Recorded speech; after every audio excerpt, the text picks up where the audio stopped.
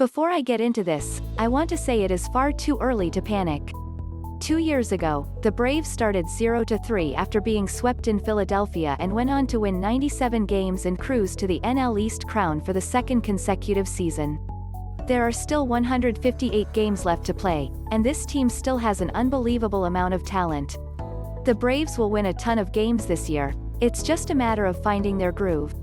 With that being said, winning games for this group isn't enough.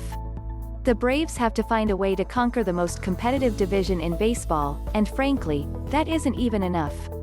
After what happened last year, it truly is World Series or bust in Atlanta. So, when thinking about it that way, there are some early concerns that will need to be fixed by the end of the season if the Braves want to compete with the best teams in baseball. Losing close games. If you've been an avid follower of the Braves over the last few seasons, you know how well they have fared in close games. Well, what if that flipped on them all of a sudden?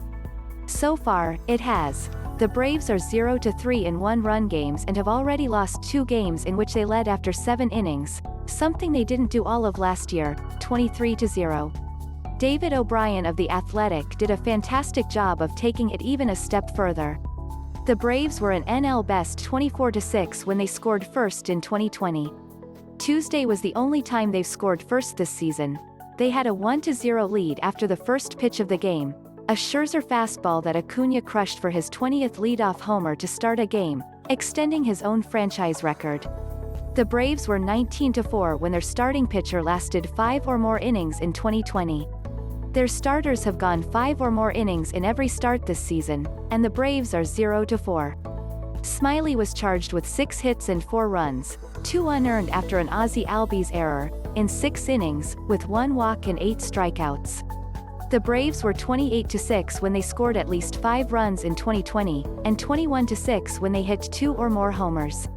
Tuesday was the first game in which they scored more than 2 this season, and they hit only 2 homers in the entire Phillies series. If you look at this from a glass-half-full perspective, these stats are far from doom and gloom. They actually suggest the Braves probably shouldn't be 0-4 at this juncture and are the subject of some misfortune. However, in a division this competitive, close games are what it is all about, and if the Braves can't continue to dominate in these types of contests, they will not win the NL East for a 4th consecutive season. Loading. Right-handers in the bullpen. It looks like Alex Anthopoulos may have made another fatal mistake, similar to the one he made last year with the rotation. He let 3 critical pieces to the bullpen walk in free agency and signed nothing but bargain bin relief options.